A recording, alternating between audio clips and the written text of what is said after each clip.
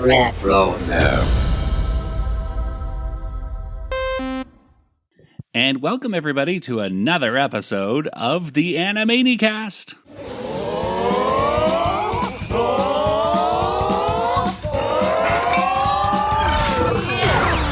Got it. Nice day there, Gorgon. Thanks a bunch. Oh, it's not mine, but I missed lunch. Well, so did I. You give it here. They're gonna start a riot. Yo, Sasquatch, Hydra, Pegasus, you 2-3 heads of Cerebus, don't eat that egg. We're starving. I've got a knife for carving. I guess I'm going on a diet.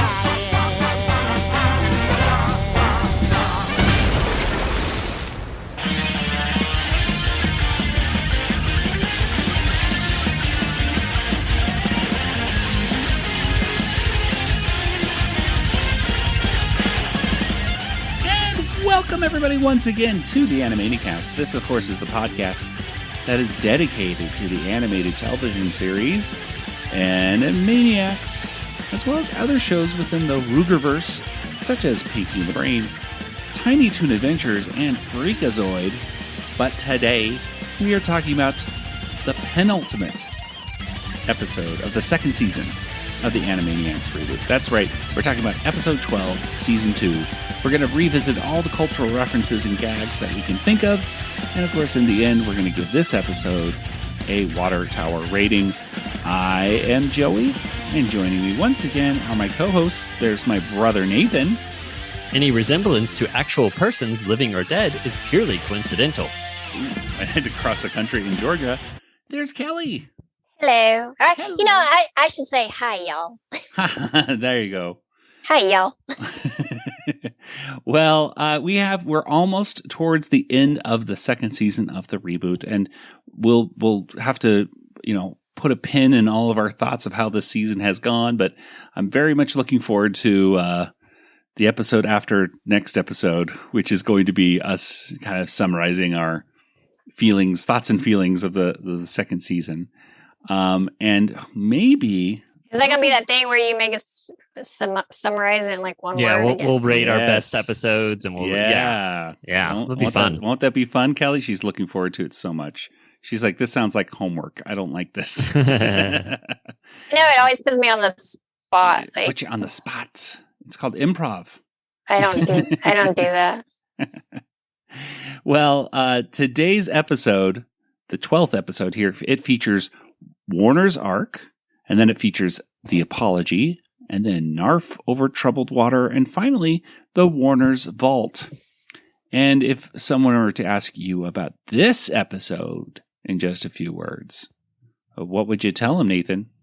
It's like a trip through the decades. Ooh, okay. And do you have a nice fall trip? And what about you, Kelly? Here's to you, Mrs. Robinson. Okay.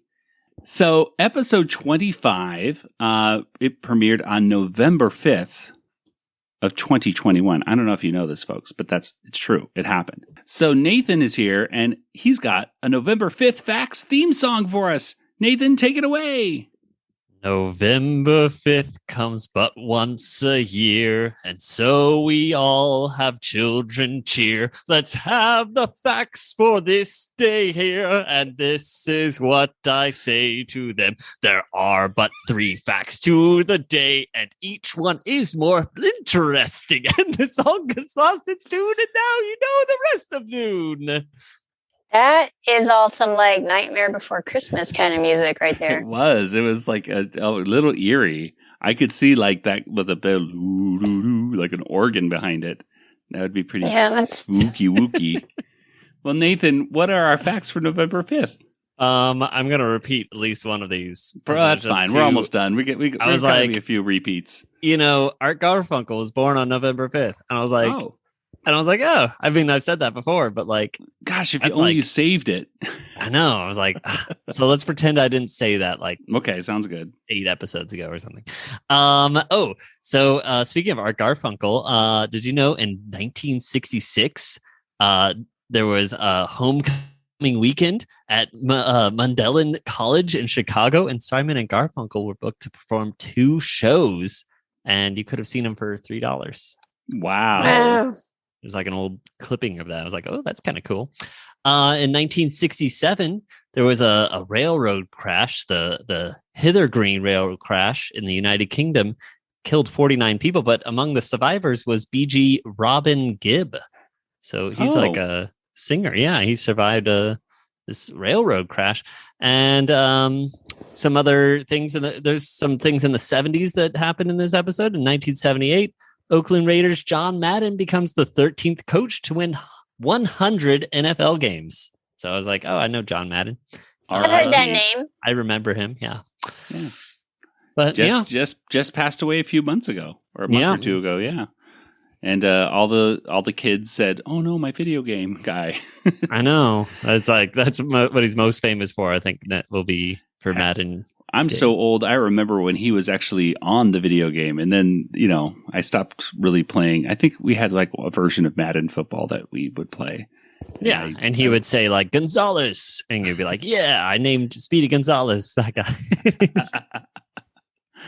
Yeah, it didn't help with my love of football at all. But the video game was pretty fun. Well, I that's the only way I know how football works. I'd be like, so this is how it works. That's how, because throw the ball to the people. Well, I was like scoring, and I was like, oh, you can get a 2-point conversion, or you can go for the There you go. Thank you, John Madden. Yeah. Well, anyway, let's go ahead and get into our discussion of today's episode, and we got to talk about the variable verse, which was Wagon Trainee. Wagon Trainee. And it's the Warners on the Oregon Trail, and they pass a Donner Pass. Did they die of dysentery? No, I don't think they died of dysentery or got bit by a rattlesnake or anything. But they are passing the Donner Pass sign. Or ford the river? Did they ford it, or did they cock the wagon and go across that way? I always forded the river, and then I love to shoot I like to go hunting. Yes. I would always just stop the wagon constantly. We're talking, of course, about the video game. Oregon Trail. Oregon Trail. I would pay the native or whatever to help me across sometimes. Oh, see, yeah, you can do that towards the end of the game. You know what? I don't know if you guys have ever heard of the archive. I think it's called thearchive.org, where it's the Internet Archive. Oh, yeah. They have Oregon Trail on there, and you can play it just right on your computer for free.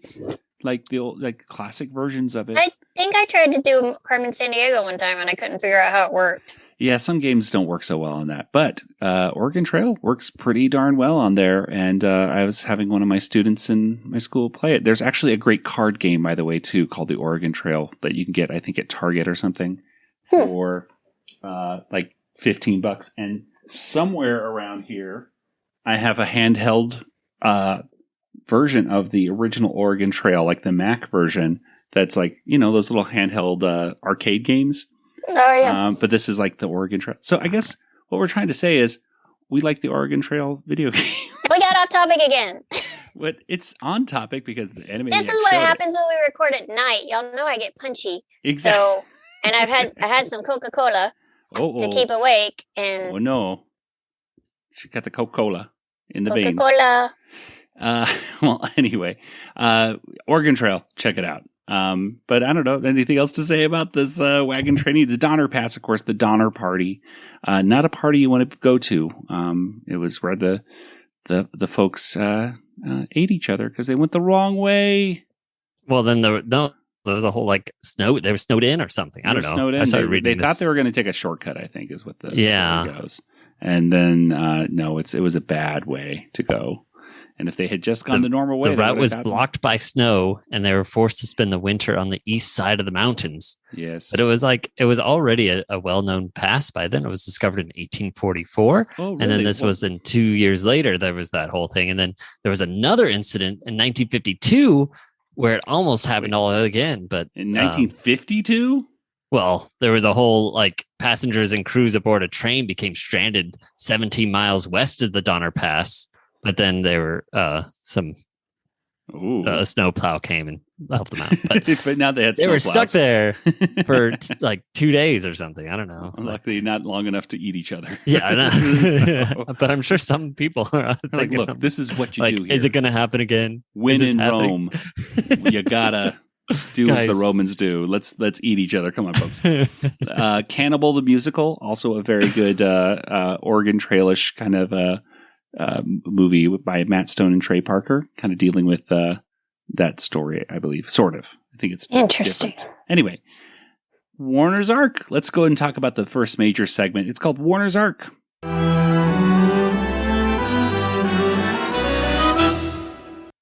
And Warner's Arc was written by Jess Lacker. I don't know how to pronounce her last name. And of course, it was directed by Brett Barron. And Nathan, why don't you tell us what happens here in Warner's Arc? Well, it's the classic story of Noah's Ark. We see two animals coming in. We see two giraffes. The ark is actually full now. Noah's managed to shove the last animals in, but looks in. There's actually a couple animals still there, like a chupacabra. There's some, like a griffin. There's a bunch of just like mythical guys. He's like, sorry, take the next one. And he takes off. And like, Jerk. they're all sad. It's raining. They're Although, stuck. to be fair, there was only one of each. So yeah, there is only one of each of these, which is kind of weird. But hey, here comes the Warners to the rescue. They've got a pretty dilapidated ark, but they're like, hey, come on out. Anyone needs a ride. So yeah, we got a bunch of. I mean, I don't know if you're gonna name all these things. There's like I'll go through them real quick. Here Yeah. we go. Ready? Okay. A Yeti, a Manticore, a Griffin, a Pegasus, the Mothman, which you've ever heard the legend of the Mothman. I think isn't he in like Pennsylvania or Kentucky? I don't know, somewhere there in the southeast. There's a movie. Oh, okay. So wasn't it like the Mothman prophecies? Or Yeah, I think so. I Yeah, don't know. there's I'm the used to- Mothman prophecies. It's a book, 1975. There's a book called Ooh, Mothman. well, I'm just familiar with it from BuzzFeed YouTube's Unsolved series. yeah, With it's the a Mothman. recent one from the 1960s. Is Oh. when the first.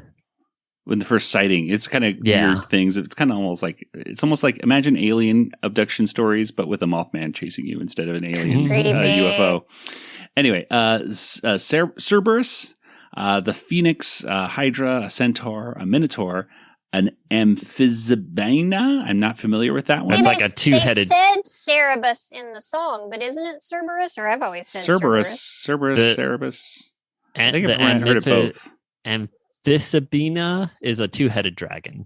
And in the when you hear the audio descriptions, it just calls it a two-headed dragon. But Oh, okay. The dragon, the dragon, the dragon. A Sphinx, a Jackalope, a Nukilevi.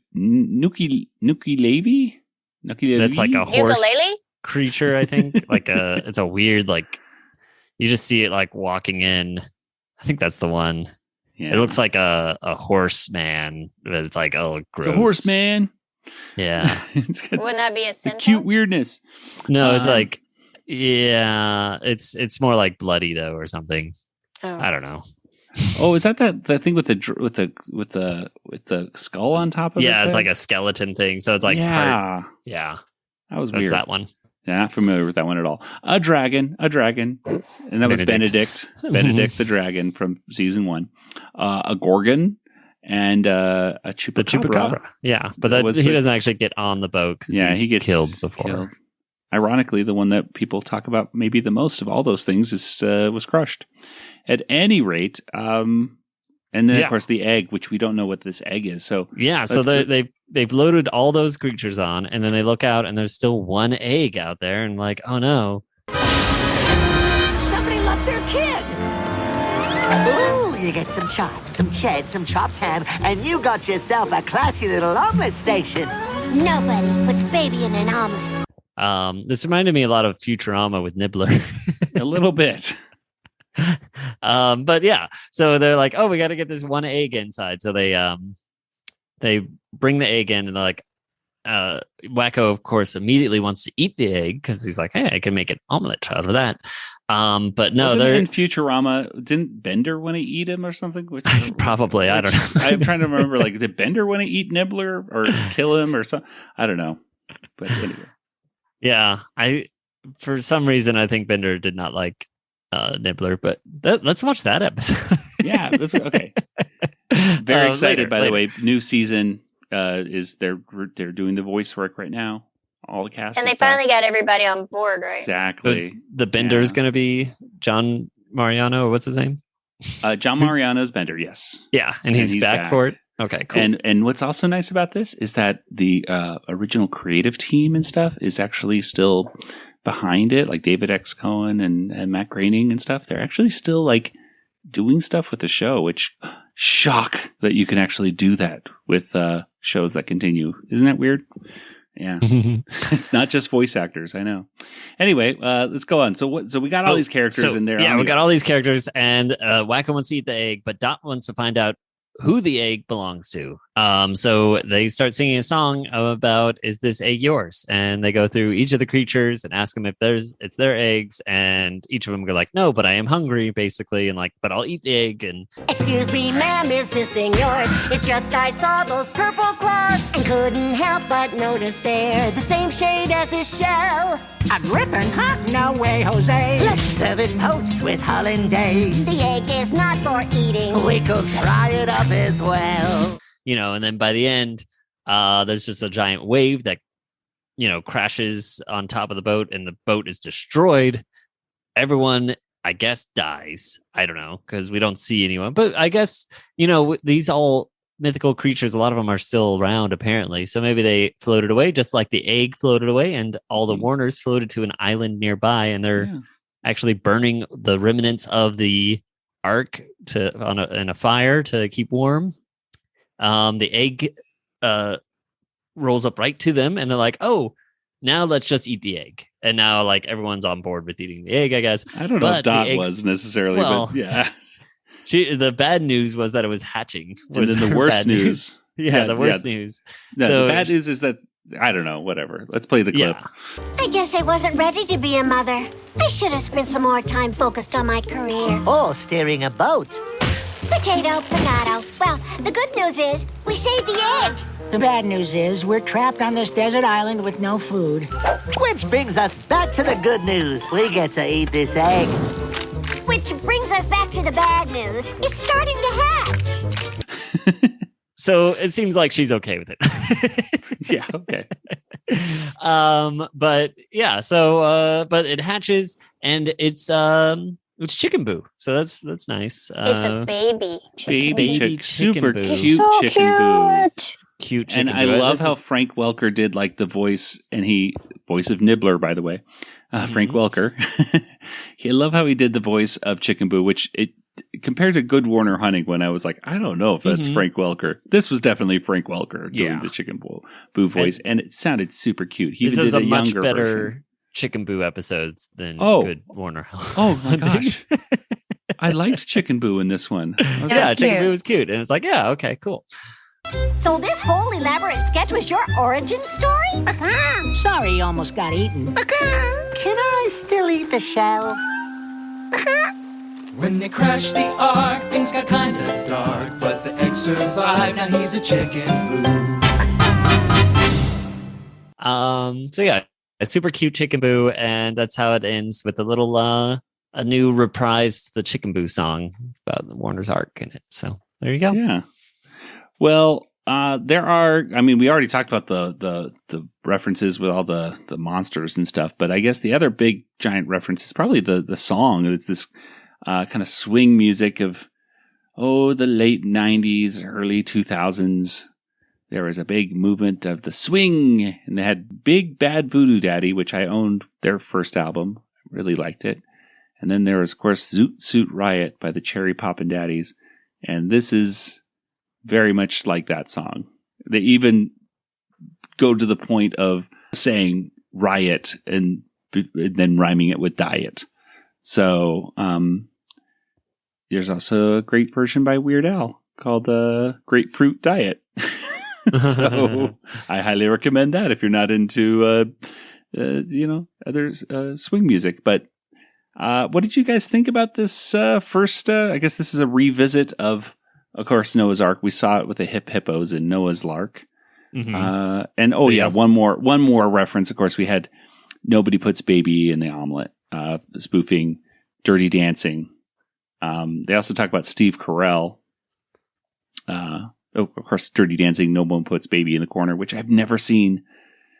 Dirty Dancing. I've seen bits of it here and there. I've never seen the whole movie. It's on my list. I don't think I was allowed to watch it when it was out, And but my that's the sisters thing. You were got to big see the fans of it. move. He does the move in it. So, Yeah. or you pick a person up or something. Pick them up. It's parodied forever in every cartoon and everything. I think it's on Netflix now. I know. And if he still doesn't wants me answer, to watch it. Well, anyway, and then of course Steve Carell is mentioned as his chase, like trying to look for get an Oscar, kind of like comparing it to all the monsters. And of course, he was in a horrible movie called Evan Almighty, but he's also has performed as many different strange characters for a while. Mm-hmm. I think he's starting just to, I don't know.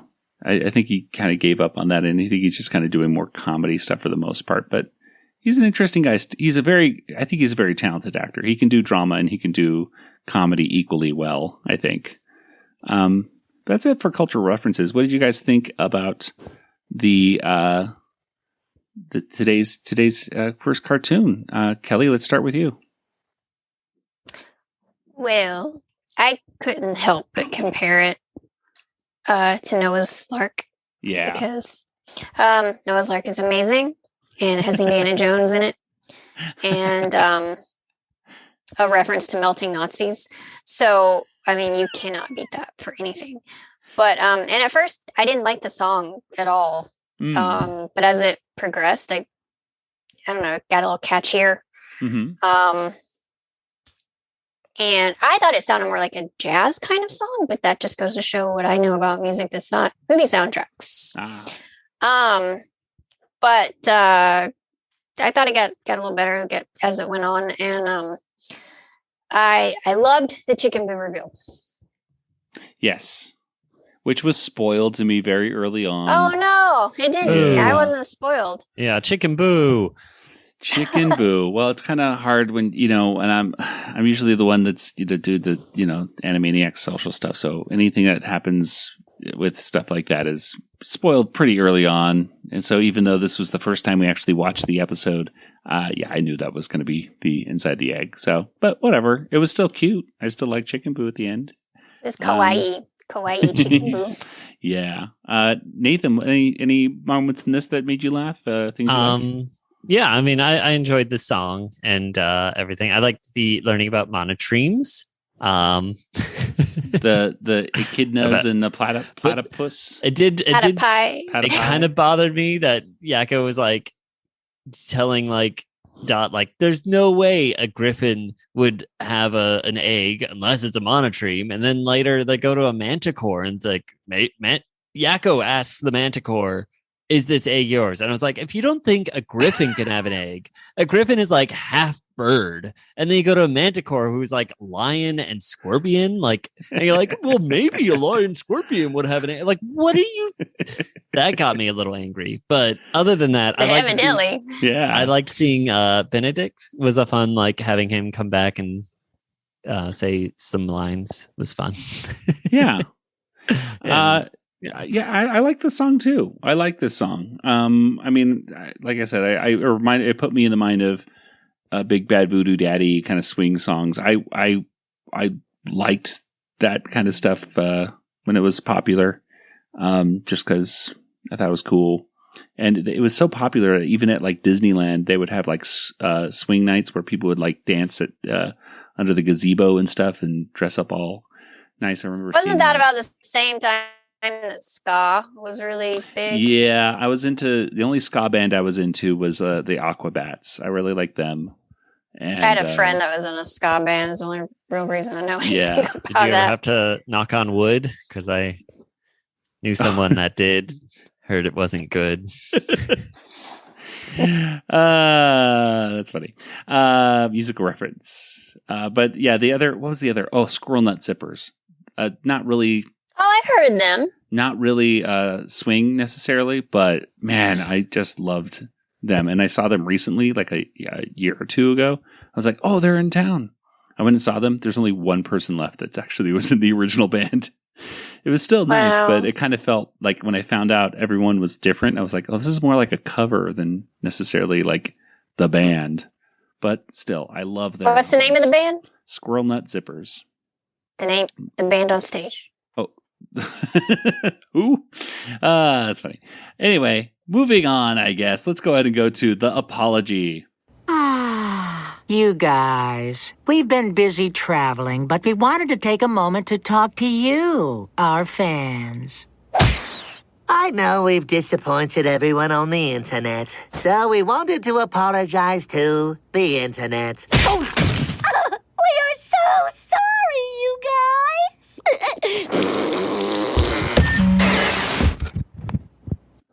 The apology was written by Kathleen Chen, Brian Polk, and Wellesley Wild, and it was directed by Brett Barron.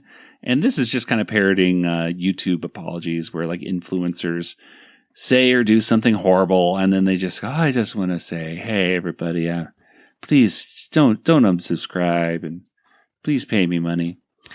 So there's, in this case, the Warners are apologizing for calling Ralph a silly goose. And then they remember that Canadian geese and stuff are, I guess, really kind of stinky anyway. And why are they apologizing? Anyway, it ends with them. It turns out they're in the Bahamas somewhere. The false background that they have falls down, and a lot of dislikes. You're kind of watching this entire cartoon on a kind of a YouTube-ish kind of screen, and a bunch of dislikes start appearing, and that's pretty much it. It's just a quick little sketch. But what did you two think about this one? Nathan, what do you think about the apology? I thought they were going to mention our podcast, and I thought so too.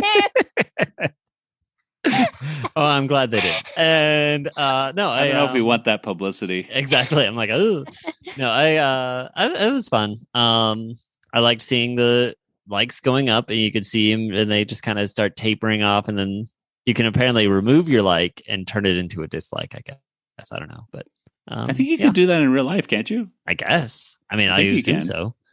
Yeah. Although they don't show the dislikes anymore. Yeah, which that's true. Is probably a nice thing, even though now we can't really tell if a video is like it. Like, let's say you're trying to learn how to make something. It was kind of nice to find out this video is not a good video to watch because it's not on YouTube doesn't topic. do dislikes anymore? No. Well, Kelly's learning a lot of things today. I go to YouTube sometimes, but I don't ever like. I know. I guess I don't ever like things. I don't. I mean, I don't click on this stuff. But I mean, I do, and I guess I usually see how many likes there are. But yeah, you can still dislike it. It just won't show you how many other people also dislike it. Right. So weird. So you don't pile on, because that was like the big trend. Remember, like when that Friday song or something. Oh yeah, like that got a bunch of dislikes, and it's just like it becomes news on this garnered the most dislikes. And honestly, is that really what we want to be celebrating? Nintendo got a bunch of dislikes when they did that $80 plan or whatever it was, $50 plan. I don't know. When they did their latest plan that that you're signed up for. Well, I'm all for less negativity on the internet, because I mean, it's super negative, and I mean, I imagine people think that we're negative about the new show on here sometimes, but we definitely try to find things we like and balance it out. And I'm one of those people, if I like something, I really like it. So, exactly. Because I really like that little baby chicken boot. And now, I mean, like I want like a little pen or a T-shirt or something with that. Yeah, it was super cute. I wonder, this is the one where I'm wondering if at least Deanna Oliver could see this, just to see if she liked it. Because, of course, she was the one that came up with Chicken Boo, and I hope that she would like that, at least to see Chicken Boo looking that cute. Who knows? All right, well, let's go ahead and get to our Pinky in the Brain segment, and that is called Narf Over Troubled Water.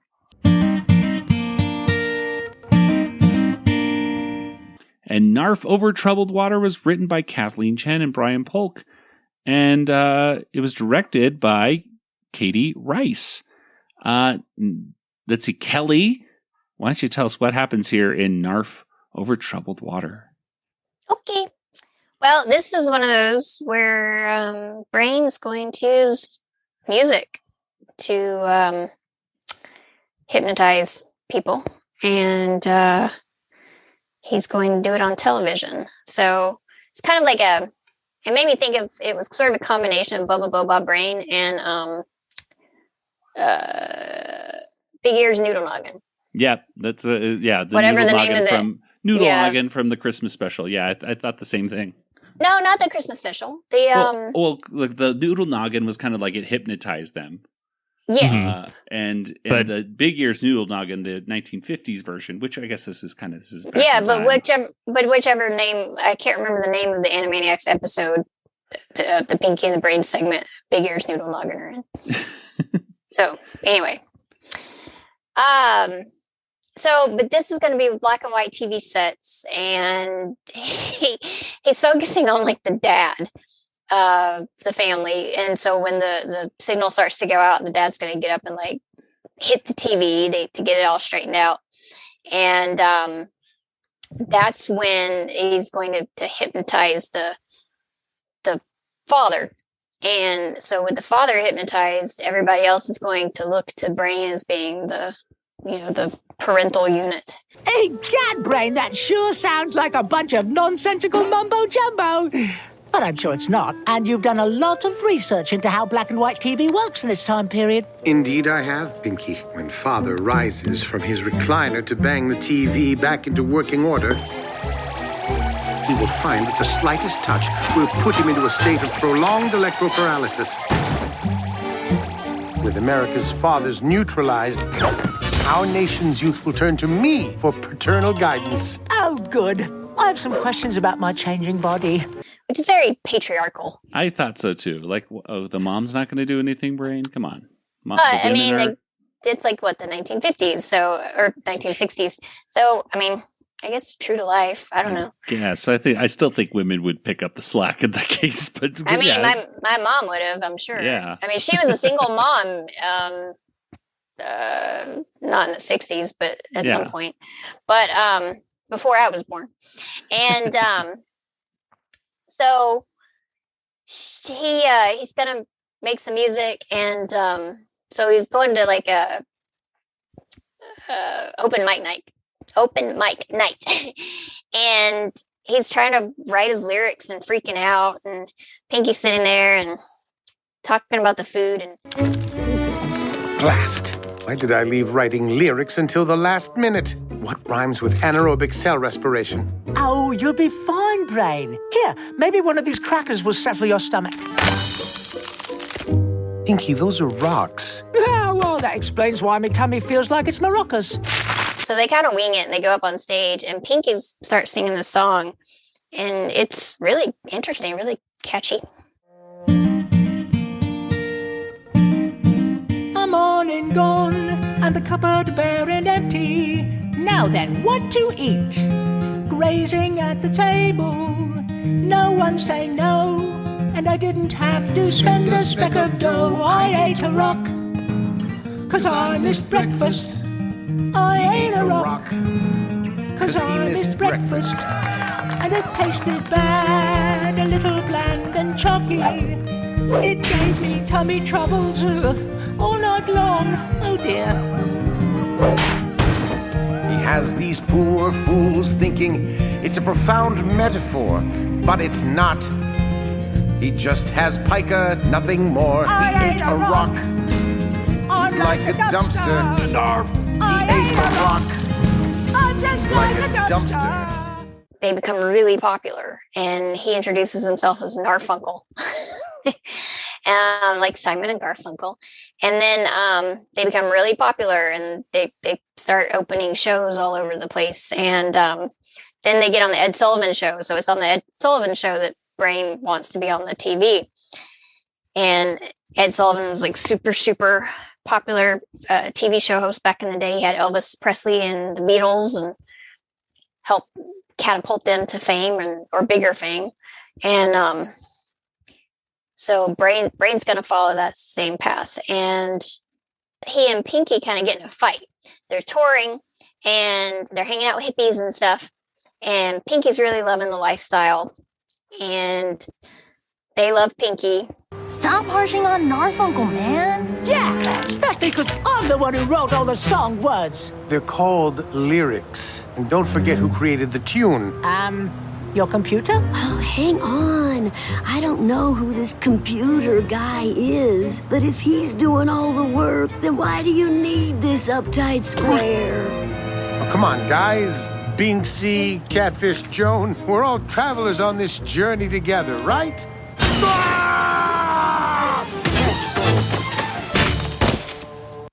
He's too serious and messing with their vibe and stuff. And so they kick him off the bus. And so then Pinky tries to go solo, and he can do the lyrics, but he can't do the music. Listen to this new groovy tune I come up with.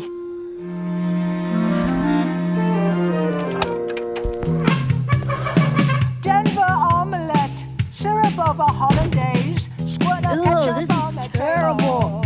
My ears are throwing up. Got to order yourself some hash browns. It's French fries for breakfast. God, everyone's being rapped at.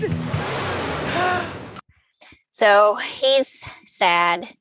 Everybody leaves him because they don't like his music, and they run away. And he says that they'd been raptured. Yes. Instead of raptured. And so then Brain's on the Ed Sullivan Show, and he freaks out because they actually had just started filming in color the week before, and his plan was totally focused on black and white TVs. Well, he was my best friend and my poison taster and a surprisingly comfortable footstool. But he was holding me back. I had to abandon him to fulfill my destiny, to paralyze the nation using this bow tie on a black and white television broadcast. Yes, well, that's quite a story, but we just started broadcasting in color last week. Color? Color? Color? A black and white broadcast was vital to my plan. Oh no, I've failed. I was a fool to think I could do this alone.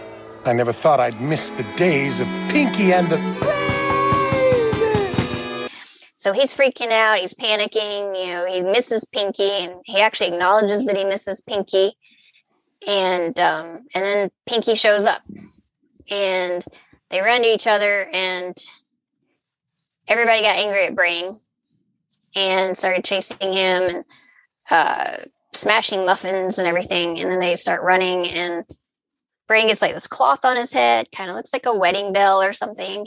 And they run away and hop on a bus. And it's totally an homage to The Graduate, the end scene. And which is why I referenced Here's to You, Mrs. Robinson earlier in the podcast. And that's a movie that I had to watch for film class in college. So we kind of analyzed it from different perspectives. I have still not seen The Graduate. Mel Brooks' wife was Mrs. Robinson, though. And Dustin Hoffman was only about 5 years younger than her, I think, or something, 5 to 10 years younger. Yeah, it was kind of crazy. That's just how things were back then. Anyway, so some good, one major song parody right here. This, of course, was the I Ate a Rock. And I Ate a Rock, I mean, the title sounds very similar to I Am a Rock, of course, by Simon and Garfunkel. But the tune is very, I mean, I Am a Rock is kind of like probably Simon and Garfunkel's, at least that I'm aware of, one of their more aggressive songs, a little bit more like some drums, and it's not as folksy, calm like they're singing. So it kind of sounded like Scarsborough Fair or whatever. Yeah, and so it kind of sounds which they play, of course, at the end of this episode because it's public domain and you can do that. I was wondering, why are they doing that? Like, they're actually just straight up playing "Are You Going to Scarborough Fair?" And I'm like, oh, it's public domain. No wonder. Anyway, but it kind of sounded like The Boxer, which is kind of and I Ate a Rock, I Am a Rock together. In fact, I tried taking the lyrics to I Am a Rock and then matching them up to the lyrics of I Ate a Rock, and some of them do match pretty well. So I could kind of like disassemble the song and see where they were going with, I think, what they were writing this episode, Kathleen Chen and Brian Polk. So I like that song. And of course we mentioned The Graduate and we should also mention, since we're talking about Simon and Garfunkel, that Paul Simon of Simon and Garfunkel was married to Carrie Fisher one time. Yes, for about a year or something. I don't know. Well, apparently, I'm double checking on Wikipedia. I think they were married for about a year, but then they kind of got back together for a few years after they divorced. Oh, there you go. Yeah. We used to always listen to Paul Simon's Graceland growing up in the, my dad would put on Graceland, the cassette, and just listen to that for 8 hours all the way to Disneyland. So my dad was a big Simon and Garfunkel fan. And obviously Paul Simon had the more, the better, longer lasting career than Art Garfunkel did. Well, I only knew Paul Simon from that video he did with Chevy Chase. Oh yeah, that's You Can Call Me Al. That's from Graceland. So there you go. Okay. French Fries for Breakfast, the second song they did, it kind of sounded like B-52s, like Fred Schneider kind of, Rock Lobsterish kind of, trouble in the water, boom, something like that. But or almost like Talking Heads, or I couldn't quite nail down the parody that they were trying to do. But whatever it was, it's like Marty McFly said, I guess you guys aren't I just guess everybody's not ready for that song yet, but your kids are going to love it. So in about 10 or 15 years, those kids would love Pinky's song is my prediction. Anyway, what did you two think about this episode? Anything that really stood out for you that was funny or things you liked? Nathan, let's start with you. I thought the song was fun. I like the I Ate a Rock was silly. They never went into the computer making the songs, right? Like, did they mention that other than when they showed it at the beginning because it was a computer that took up the entire room? The Acme Lab looked like it did in the original, right? Like, I didn't even notice. That's cool. It's not the new version. Yeah. I did like the idea of a computer that was as big as an entire room, and it prints up one piece of paper, and that was cute. It was a good song, I'm glad they have that Pinky got to write a different song. Well, I also like the fact it's all about food. I just like the fact that the brain seems like nicer in this one. Like you could see the insecurities in his character in this one, where he wasn't just mean. You could see like he was, they aren't going to like me. This was foolish of me to do this. And then Pinky's the one that encourages him to go out on open mic, and perform, and how without Pinky, the brain is not successful without him. He doubts himself. He's not, and neither one are successful basically without the other. I mean, they're always not successful with each other either. They're just not successful all the time, but at least they have each other, right? Yeah. I feel like there's still people that had black and white TVs that would, because even if you're filming in color, so I don't know. I feel like he gave up. Maybe if he just tied his bow tie better, I think his plan would have worked better. But. I think what our dad was saying that they didn't get a color TV for years after everything was starting. Like it would be Walt Disney's Wonderful World of Color, and they have this long montage at the beginning of that where it's showing all these flowers and everything. And for anybody, which is about half the population at the time, at least, it was just like, wow, look at all those grays. Yep. Well, it's true because you need the right technology to see the. So it would have at least gotten a few. I mean, he'd only be getting 50% of the population anyway. Well, even less than that because I guess you do. You're talking like about back 50, then. 50. The Ed Sullivan show, the amount of people that watched a TV show. Ed Sullivan was huge because there's only like 4 channels too, or something. So it probably was 90% of the country watching or something. Yeah, exactly. It was a nice way to if you're going to, I do like how they picked that show it made sense. Like the motivations for the brain's plan in this, for the most part, made sense. I mean, it was a little sexist that he said that the dad Although the idea of the dad, a 1950s dad, 1960s dad, aggressively hitting a TV set like you see in Back to the Future or something like that is pretty funny. It was kind of like, oh, whatever. This was the brain of the 60s, I guess we can forgive him for being a little patriarchal or sexist, I suppose. But Kelly, anything else that you that was in this one that you forgot to mention? Yeah, the Brain and Pinky are talking about the tie, and Pinky tells him that he looks like a millionaire Playboy race car driver's ventriloquist doll. And I thought that was really funny. And it was a very decent episode, I think. Very good episode, in fact, of Pinky and the Brain. Well, there's one more little segment to talk about, and that is called the Warner's Vault. And now a visit to the Warner Vault.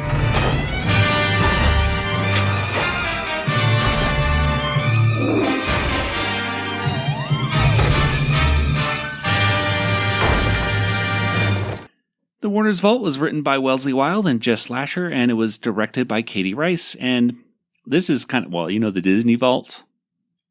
Well, this is the Warner's Vault. And the Warner's, it starts off going into the vault, and it looks a lot like Mystery Science Theater. I mean, I just thought this, like, zooming in and going through this to this to this. Yeah. It did kind of remind me of something, but I couldn't really. Yeah, that's the first thing I thought of was that. It's been so long. I was like, I'm going to write that in the show notes. Yeah, I thought the same thing. So yeah, new season, I guess, of Mystery Science Theater. They're doing another one. Oh, really? Yeah. Their own where is that at? On their own streaming platform. So we'll see if that's successful or not. At any rate, they basically show, like, here's what we've, the Warners looked like in the 1929, which it was kind of like a Steamboat Willie parody, showing Yakko on I think it was like a raft, like a log raft or something. Steamboat Willie was in 1928, just FYI. Yeah, okay. So this was 1929. Which is the year they were created, so that makes sense. Doesn't it say Hollywood 1930? Yeah, but then if you go by their 1999 episode when they said their 60th anniversary and it was their 60th episode, and you remember that? So, or maybe it was or maybe it was their 70th anniversary, or something, So it's later not consistent. They've retconned themselves and they said they're from 1929. So they've said both, but in Newsreel of the Stars it does say 1930. Well, I wish they actually looked like there was two quick things I'll note about that 1929 look. Number one, they didn't have to do such an extreme change in Yakko's appearance, but besides, the thing I really was upset about was his nose was supposed to be red. I don't know how many times I have to say this, but when they are black and white, their noses are always red. That is the rules of the Warners. They have magically red noses no matter what. Like Rudolph. Yeah, exactly. Anyway, they go all the way to the 70s, where it's talking about an educational short that they did. And Dot's talking about how they did this when there was an evil president, aka Richard Nixon, and then a horrible war, the Vietnam War. And it was kind of a distraction for kids and for the people. And it's, I guess it's a parody of a Christian animated series, according here to the wiki, I suppose, Jot the Dot. But it's, it's not that much to it. It's the Warners look like dots, very simplified artistic stylings. And the mom isn't even drawn. It's just kind of like this broom. They go outside, they get mud on their shoes, and then they wipe their, I guess, do they forget to wipe their feet? I don't know. Well, they almost forget, but then the mom reminds them to. And then they wipe their feet, and there's this talking mat that kind of looks a little like the look wise of the mat actually looked way too detailed compared to everything else.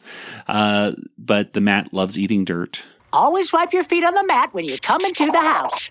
That's right. Wipe those feet, Yakko. It makes me happy to help with manners. it's not much to it. And honestly, I don't think this is weird because I don't think it was meant to be funny. It was meant to be like, boy, wasn't that lame? Kind of stuff. And then they get into kind of like a reference to Trump and maybe the war of Afghanistan. How this is also similar to how it is today, and we need to do something about stuff. And of course, they're flashing on the screen outdated reference, which is kind of weird because, I mean, yeah, they even caught themselves like, guys, you maybe shouldn't have done it in the first place if you're having it felt disjointed to me. Like, well, I'm sure we'll be back in a war that's unnecessary. And back oh, with totally. It Yeah, it's like, we got to. Yeah, World War III is right around the corner. Although I don't know if exactly. So anyway, well, that's about that for that. Is there anything in this that you liked, Nathan? I liked that they acknowledged that they're from the past, I guess. That's true. They're not just from the 90s. They're like, we're from the 90s is always what they say. So it's kind of a weird. But I still think they're clones. So I think they're clones from the 90s version. So or whatever. I think they're variants. I think we're in an alternate universe. Yeah, that's probably it. This is some other timeline of there's some weird. Yeah, seeing the Flintstones thing was kind of fun, and at the same time I'm just like going like, but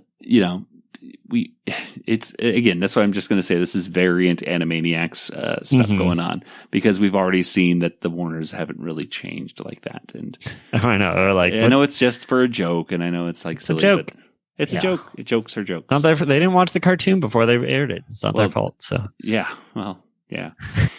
Kelly, what about you? I thought the Warners as Flintstones was kind of interesting. And the little dots that they were kind of cute. Mm-hmm. That's all. Yeah. All right. It was interesting.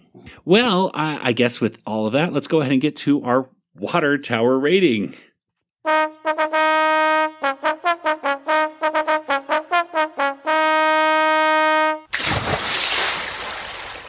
Well, what do you think? Out of 5 water towers, how many would you give today's episode? Nathan, let's start with you. Ooh, okay. Well, we got Pinky and the Brain. We got a bunch of songs. We had a really cute chicken boo. It wasn't particularly like funny, I don't think. There wasn't like a lot of parts where I'm like laughing aloud, but I mean, for the reboot, I don't know. I'll be generous. I'll say 4.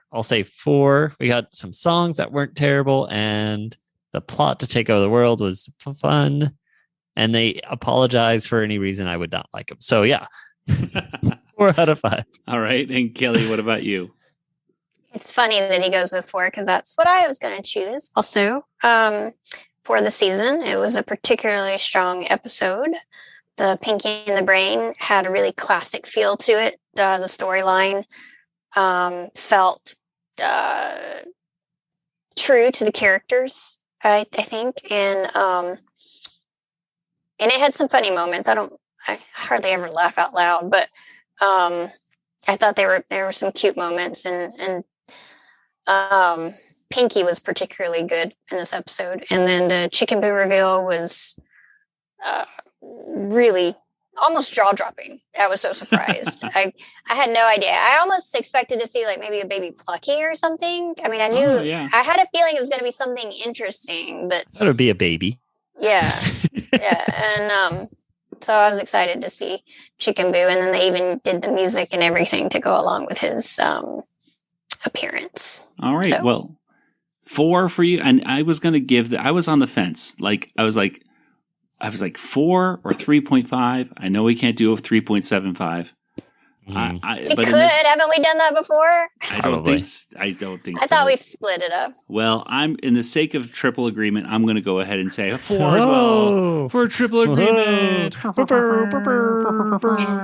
I mean, I feel like we should. I almost want to take off half a star for the whole like Manticore Griffin thing.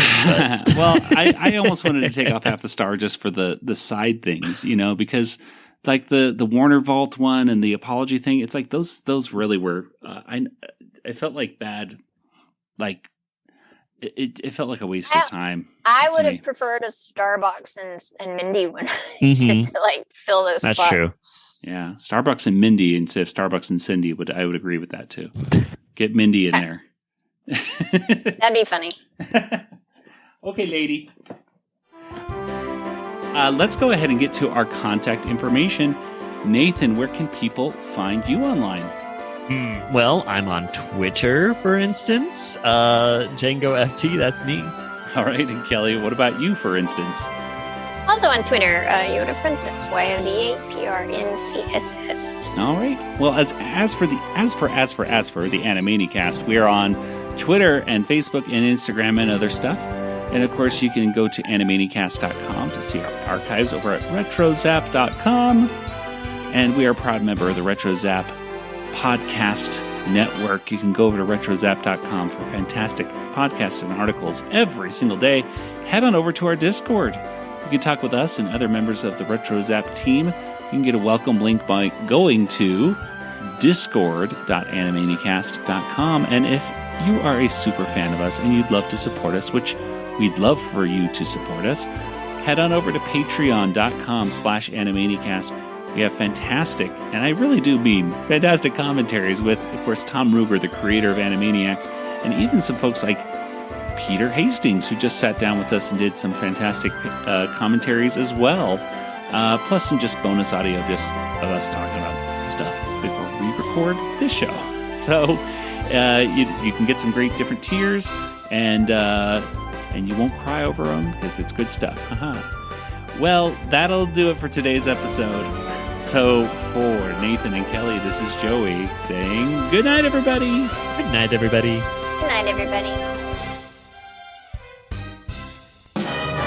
This podcast is not endorsed by Warner Brothers or Amblin Entertainment and is intended for entertainment and information purposes only. Animaniacs, Tiny Toon Adventures, Freakazoid, the Warner Brothers logo, all names, pictures, and sounds are registered trademarks and or copyrights of their respective trademark and copyright holders. All original content of this podcast is the intellectual property of the Animanicast unless otherwise indicated.